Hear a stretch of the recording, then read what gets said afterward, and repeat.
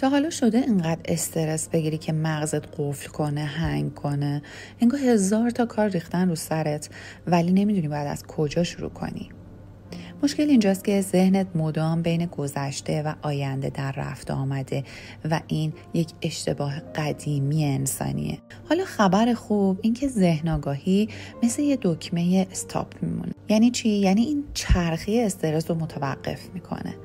یعنی به جای اینکه مغزت توی گذشته باشه و افسوس بخوره، ناراحت باشه و غمگین بمونه و یا تو آینده چرخ بزنه و دچار استرس زیاد بشه، برمیگرده به همین الان.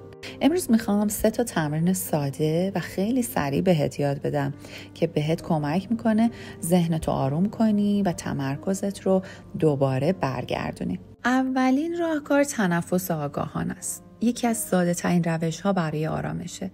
یه لحظه مکث کن.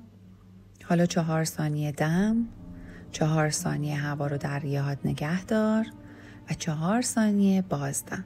همین حرکت کوچیک وقتی چند بار تکرار میشه ذهنت رو از استرس جدا میکنه. دومین راهکار حضور در لحظه است. یعنی چی؟ یعنی ذهنتو به الان برگردون. اگه ذهنت پر از فکرای پراکنده است، این تمرین دقیقاً مال توه. 3 تا چیزی که میبینی، 2 تا صدایی که میشنوی و یه چیزی که لمس میکنی رو نام ببر. این تکنیک ساده به تو کمک میکنه که از افکار آشفته بیرون بیای و کاملا در لحظه قرار بگیری. و سومین راهکار اسکن بدن هستش. یعنی چی؟ یعنی تنش‌های پنهان و اضطراب‌ها رو از بدنت دور میکنی. یه جای راحت و آروم بشین، چشماتو ببند و از سر تا پا بدنتو حس کن. هر جا که تنش داری روی اون نقطه از بدنت متمرکز شو و با هر بازدم سعی کن انقباض رو رها کنی.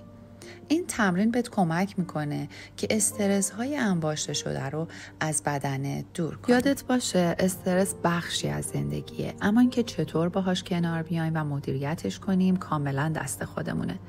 این تمرینا کمکت میکنن ذهنتو از آشفتگی بیرون بیاری، تمرکزتو بالاتر ببری و آرامش واقعی رو تجربه کنی.